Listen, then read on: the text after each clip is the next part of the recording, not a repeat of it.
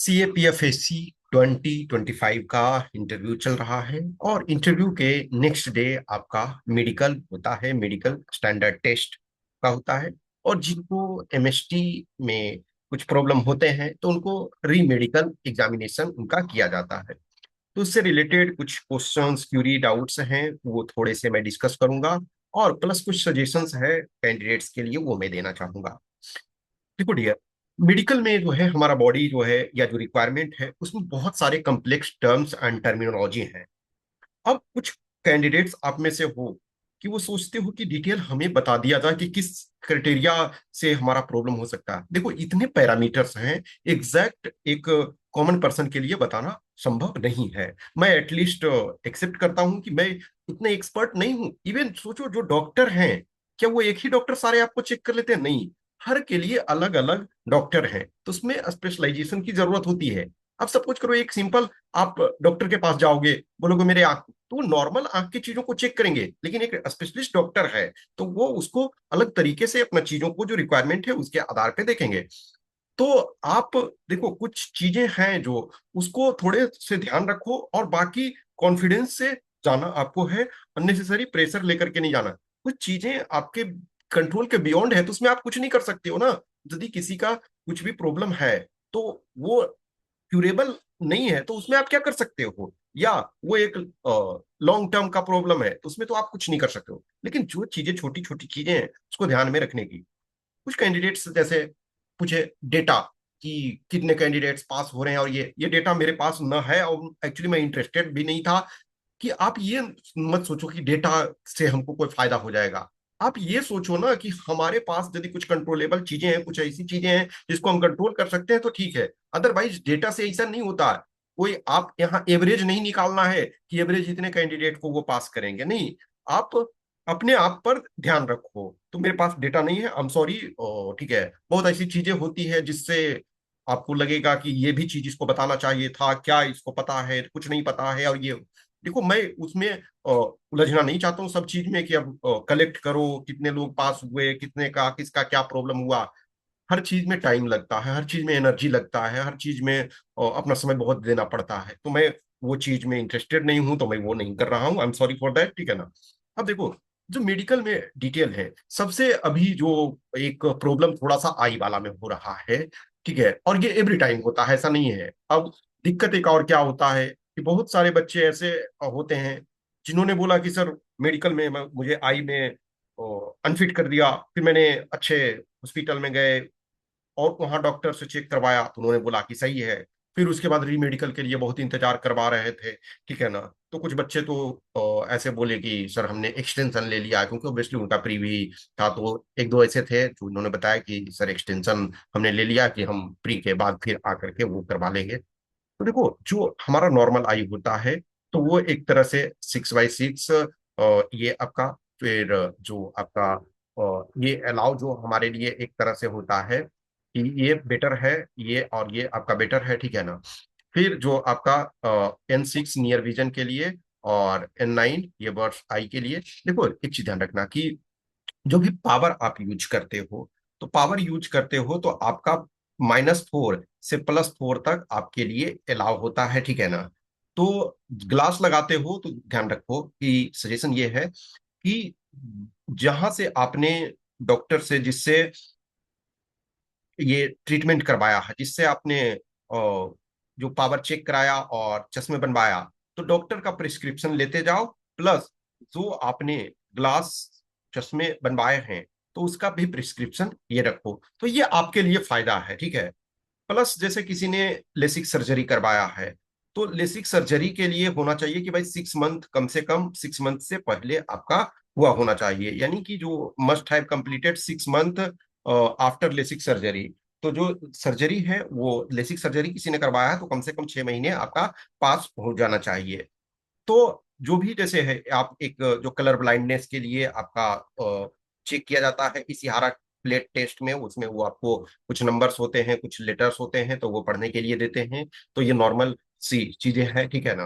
तो आई में अब देखो उसमें टेक्निकलिटी बहुत सारी चीजें हैं। सारी टेक्निकलिटी को कोई भी ये नहीं कह सकता है कि आप क्या इसमें ये प्रॉब्लम होगा। तो बेटर है एक आई वाले में, जिनको डाउट लगता है या जो ग्लास यूज करते हो, जो एस्पेक्स यूज करते हो, तो बेटर है आप एक बार जा करके डॉक्टर से चेक करवा सकते हो आई वाले सेक्शन में। और ठीक है, और बेटर है कि एक रिपोर्ट आपके पास होना चाहिए यदि है कि भाई हाँ ये मैंने इस जगह से, देखो जैसे जब रेपुटेड प्रीमियर इंस्टीट्यूशन से करवाते हो, चाहे कोई ब्रांडेड हॉस्पिटल हो या कोई ब्रांडेड मेडिकल कॉलेज हो, मेडिकल कॉलेज एंड हॉस्पिटल हो, तो उसका आपका रिकॉग्निशन ज्यादा बेटर रहता है। तो जिनको डाउट है कि कुछ हमें प्रॉब्लम है, तो आप एक बार वहां जाकर चेक करवा लो, तो आपके लिए भी सेटिस्फैक्शन होगा, ठीक है। तो इसमें आप करवा सकते हो। फिर जैसे है कैरिंग एंगल, तो ये आपका जो carrying angle should be not be more than 15 degree for male and 20 degree for female. वो हाथ जो होता है जब आप चलते हो तो स्ट्रेट सीधा नहीं रहता ना, थोड़ा एंगल पे, तो उसके लिए।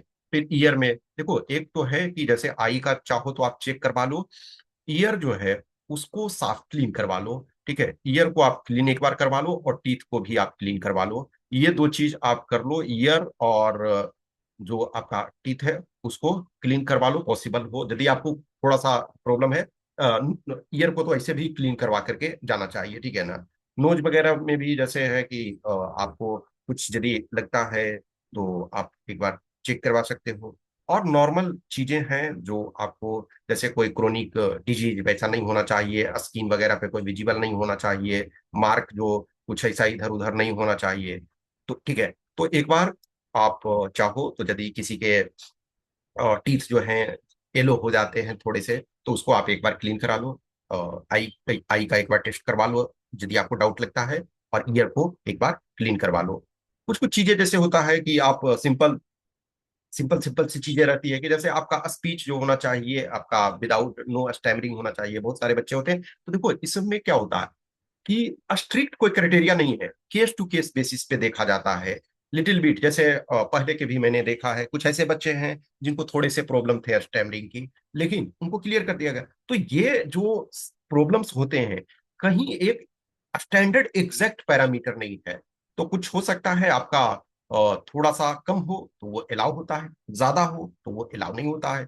अब जैसे किसी का स्किन वाले में ही है, तो छोटे मोटे चीजें हैं तो वो अलाउ होता है। कोई मेजर प्रॉब्लम आपको दिखता है तो वो अलाउ नहीं होता। अब जैसे किसी कैंडिडेट को कोई problem, chronic disease like TB etcetera हो, अब जैसे अभी भी मान के चलो कि किसी का बहुत पहले हुआ, तो अब उसके कोई सिम्टम नहीं दिख रहे हैं, कोई साइन नहीं दिख रहे हैं, तो कोई प्रॉब्लम नहीं है। लेकिन रिसेंट में किसी को हुआ तो वैसे में प्रॉब्लम होता है। अब किसी को जैसे हाई ब्लड प्रेशर वगैरह का है, तो इसमें भी आपका डायबिटीज वगैरह है, तो अस्थमा, ये सब हार्ट हार्ट डिजीज, तो ये सब में थोड़ा सा प्रॉब्लम होता है। तो इनको एक बार चीजों को देख लो, इनको एक बार प्रॉपर तरीका से, और फिर इसमें से बहुत अधिक आपको टेंशन लेने की जरूरत नहीं होती। अब जैसे देखो, जो आपका पल्स रेट है, तो 100 से ऊपर नहीं होना चाहिए और 50 से कम नहीं होना चाहिए, ठीक है। तो यानी कि 50 से 100 के बीच में होना चाहिए आपका, ठीक है। तो ये वाला ठीक है ना। फिर आप कोई भी हर्निया और एक्सेट्रा जो है, फाइल्स, ये सब नहीं होना चाहिए।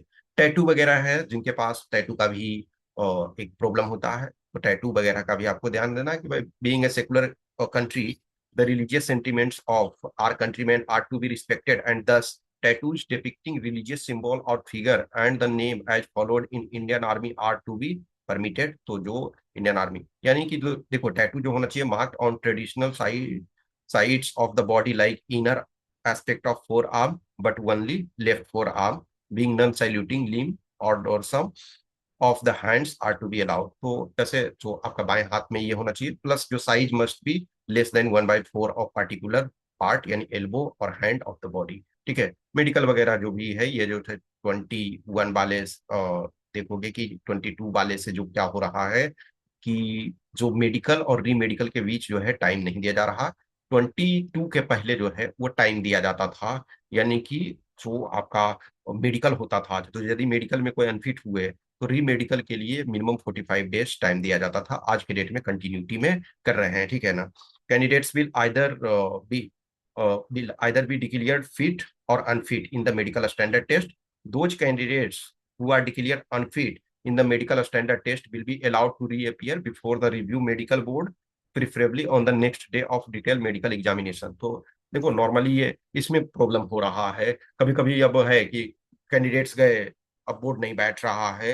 तो ये एवरी टाइम कुछ कुछ, जैसे पहले देखो क्या हो रहा था इसके पहले बार में, कि आपका जिस जगह फिजिकल हो रहा था उसी जगह मेडिकल करवाए जा रहे थे। तो कभी कभी ऐसा कैंडिडेट्स को हुआ है कि 1 सप्ताह 1 वीक भी वेट करना पड़ रहा है, और ये रिव्यू वाले के लिए तो थोड़ा सा दिक्कत मतलब होता था। अब इस बार भी जैसे कुछ कैंडिडेट्स ने बोला कि जैसे आई में वन ऑफ माई स्टूडेंट था, तो उसने बोला सर बुला रहे हैं और कुछ जवाब ही नहीं दे रहे हैं। फिर बोला कि मैंने एक्सटेंड करवा लिया कि प्री के बाद आप आएंगे, ठीक है ना। तो प्रॉब्लम होता है थोड़े थोड़े। तो अभी जैसे जो है कि हर चीज के डिटेल में मत जाओ। एक बार देखो, कोई नॉर्मल जैसे आपके डॉक्टर जान पहचान के हैं या कोई हॉस्पिटल है, तो एक बार आप अपना जनरल टेस्ट करवा लो। एक जो स्टैंडर्ड टेस्ट होता है उन डॉक्टर को पता होता है कि हाँ ये, और जिनको आई वगैरह में दिक्कत है तो आई का एक बार डिटेल चेक करवा लो। जो आप ईयर है उसको क्लीन करवा लो, टीथ है उसको क्लीन करवा लो, ठीक है। और एक और चीज ध्यान रखना कि जैसे आपका यूरिन टेस्ट और ब्लड टेस्ट होता है, तो वाटर जो है सफिशियंट अमाउंट में लेते रहो, ठीक है ना। वाटर इनटेक आपका सही होना चाहिए, ठीक है।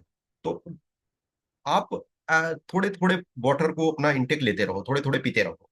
और प्लस जैसे यूरिन सैंपल देते हो ना, तो बीच वाला दो।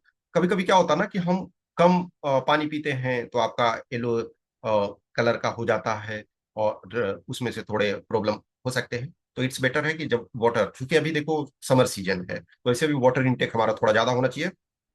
तो वाटर रेगुलर इंटरवल पे अपना पीते रहो, और अपने पास वाटर बोतल रखो, या जिस भी जगह पे जाते हो तो वहाँ अवेलेबल होता है, बट अपने साइड से ये रखो, ठीक है ना। प्लस जब यूरिन सैंपल दो तो बीच वाला दो, और शुरू में शुरू वाला एकदम नहीं दो, थोड़ा सा यूरिनेट कर लो उसके बाद बीच का दो। अब ब्लड वाले में तो आप कुछ नहीं कर सकते हो, ठीक है ना। अब ब्लड में भी जैसे जिसको हाल में कुछ प्रॉब्लम हुआ होगा, सपोज करो कि किसी को फीवर या उस टाइप की चीज हुई होगी, तो आप एक बार अपना, जिनको लगता है, ब्लड का टेस्ट करवा लो कि हाँ हमारे जो जनरल कंपोनेंट्स हैं वो ठीक हैं। यदि कुछ में कमी पड़ता है तो आप कुछ ऐसे फ्रूट्स या मेडिसिन लो, मतलब मेडिसिन वगैरह प्रॉपर डॉक्टर के प्रिस्क्रिप्शन से, या नेचुरल जैसे फूड होता है। अब जैसे किसी को कुछ प्रॉब्लम हो गया उस टाइप के, ठीक है ना, तो कोई कंपोनेंट आपका कम हो गया तो उस टाइप का फूड लो जो उस कंपोनेंट को रेंज में ला दे, ठीक है ना।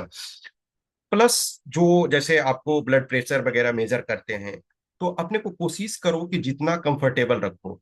जब हम कंफर्टेबल होते हैं तो हमारे पैरामीटर्स थोड़े से बेटर में ये रहते हैं। कभी कभी जैसे ब्लड प्रेशर वगैरह वाले आदमी को थोड़ा गुस्सा दिला दो, तो फिर क्या होता है, या फ्रस्ट्रेशन में आ जाता है, टेंशन में किसी चीज से आते हैं, तो आपका ब्लड प्रेशर बढ़ जाता है। आपका जो पल्स रेट वगैरह ही है जिसको थोड़ा सा प्रॉब्लम है, तो आप अपना 10 मिनट 5 मिनट डेली मेडिटेशन के अवस्था में बैठो, थोड़ी देर के लिए अपने को शांत चित्त करके बैठो कि यस, जो है ये प्रोसेस हमारे लिए नॉर्मल है। हमको टेंशन लेने की जरूरत नहीं है, हमको अननेसेसरी एंग्री होने की जरूरत नहीं है। जो हमारा डाइट है वो प्रॉपर तरीका से, और कोशिश करो एक तरह से कि बल्कि कोई फूड उस टाइप का ना खाओ। फिर एक ओवरवेट वाली बात ये है, तो ओवरवेट जो है वो आपका मेडिकल टर्म है, एक तरह से मेडिकल में इसको यूज होता है। तो देखो सामान्यतः चार्ट आपको दिया हुआ, अब चार्ट में देखो क्या रहता है ना कि एज वाइज दिया हुआ रहता है और हाइट वाइज। तो देखो जिनका ज्यादा एज है तो उनका देखोगे कि रेंज, अपर रेंज ज्यादा होता है ज्यादा एज में, और सेम हाइट है तो एज ज्यादा है तो उनके थोड़ा सा रिलैक्सेशन रहता है। तो सामान्यतः ये होता है कि आपका चार्ट से देखते हैं, लेकिन जिनका चार्ट से बियॉन्ड हो गया, चार्ट से बियॉन्ड हो गया तो फिर आपको वो बीएमआई के केस में देखते हैं। अब देखो बीएमआई यदि एक तरह से देखते हैं, तो बीएमआई में आपका जो होना चाहिए वो 25 से लेस होना चाहिए, ठीक है। तो 25 से लेस है तो कोई दिक्कत नहीं, क्योंकि जो आपके चार्ट दिए हुए हैं, तो किसी ग्रुप में देखोगे कि 22 हो रहा है, किसी में 23 हो रहा है, इस टाइप का बीएमआई आपका आ रहा। लेकिन इससे ज्यादा है जो चार्ट से आपका ज्यादा है, तो फिर आपको बीएमआई करते हैं कि 25 से बिलो होना चाहिए। 25 से बिलो है तो वो अलाउ कर देते हैं। तो अभी के लिए इस चीज का ध्यान रखो। और किसी को पर्सनल कुछ भी ये होता है, क्योंकि देखो हमारा जो मेडिकल में बहुत सारे टर्म्स टर्मिनोलॉजी है, आप कोई भी एग्जैक्ट नहीं कर सकता है, केस टू केस बेसिस पे उसको चेक किया जाता है। और जब रीमेडिकल होता है तो रीमेडिकल में वही कंपोनेंट आपको, जैसे किसी का आई में प्रॉब्लम है तो आपका आई में देखा जाएगा, किसी का ब्लड में कुछ इशू है तो वो ब्लड देखा जाएगा, किसी का कुछ और इशू है तो उसको वो वाला इशू देखा जाएगा, ठीक है ना। किसी का मान के चलो एक्सरे करवाया, उसमें कुछ दिक्कत है, तो वो वाला कंपोनेंट को फिर से में भी करवा सकते हैं। तो जिनको रीमेडिकल में जो प्रॉब्लम है वो, और रीमेडिकल में जो है वो दूसरे डॉक्टर होते हैं, ठीक है ना। सेम डॉक्टर जिन्होंने मेडिकल आपका एग्जामिनेशन किया वो नहीं होंगे, रीमेडिकल में दूसरे लोग होंगे। तो उसमें रीमेडिकल वाले जब मिल जाते हैं तो अननेसेसरी बहुत टाइम बर्बाद हो जाता है कुछ कैंडिडेट्स के, कई दिन। और अब अननेसेसरी जैसे जिनका प्री देना है तो अब जस्ट हाल में ही है, तो उनके लिए बहुत अधिक प्रेशर हो जाता है, ठीक है। तो आप इन चीजों को ध्यान रखो। और डेटा वेटा देखो, मैंने ना कंपाइल किया है, ना मैं कर रहा हूँ फिलहाल के लिए, और ना मैं अभी फिलहाल करने वाला हूँ उस चीज के लिए, ठीक है। तो आप कॉन्फिडेंट रहो अपने आप से, जो जितना आप कंफर्टेबल रहोगे उतना बेटर है। और कुछ चीजें आपके कंफर्टेबल और अनकंफर्टेबल से कोई फर्क नहीं पड़ता है, तो उसको आप कुछ नहीं कर सकते हो। अब आई में कुछ यदि किसी को प्रॉब्लम है, या किसी का बोन्स में कुछ प्रॉब्लम है, तो आप क्या है, टेंशन में आने से वो डिफॉर्म नहीं हो जाएगा, और रिलैक्स रहने से वो सही नहीं हो जाएगा। तो छोटे छोटे हमारे शरीर में बहुत सारी चीजें हैं। हर किसी चीज में परफेक्ट होना बहुत बार दिक्कत होता है, लेकिन बहुत बार क्या होता है, नॉर्मल लाइफ में आप उस चीज को वर्क को करते रहते हो, कोई दिक्कत नहीं होता है। लेकिन जब हम फोर्स में जाते हैं तो बहुत सारे रिक्वायरमेंट्स होते हैं। तो जैसे देखो, सपोज करो कि आप दूसरे किसी एग्जाम में जाते हो, तो उसमें भी मेडिकल टेस्ट होता है, लेकिन वो एक फॉर्मेलिटी है, उसमें कोई दिक्कत नहीं होता। लेकिन इसमें आपको एक ऐसे जॉब के लिए जा रहे हो जहां आपको प्रॉपर फिट होने की जरूरत है, ठीक है। कुछ क्वेश्चंस क्यूरी डाउट्स और होता है पर्सनल रूप से है, तो आप हमें मैसेज कर सकते हो। और जो संभव हो सकता है, जो जो मैं जानता हूँ वो उसको रिप्लाई करने की कोशिश करूंगा। और सिंस परफेक्ट देखो, कोई आपको नहीं बता सकता, परफेक्ट वही है ना कि जो उस एरिया के स्पेशलिस्ट डॉक्टर हैं। तो बहुत सारे स्पेशलिस्ट अलग अलग बॉडी पार्ट के हैं, तो आप सबसे आप कंसल्ट करोगे तभी ना। लेकिन जहां आपको डाउट है वहां पे जिस कंपोनेंट में, उसमें आप कंसल्ट कर लो, ठीक है। Thank you.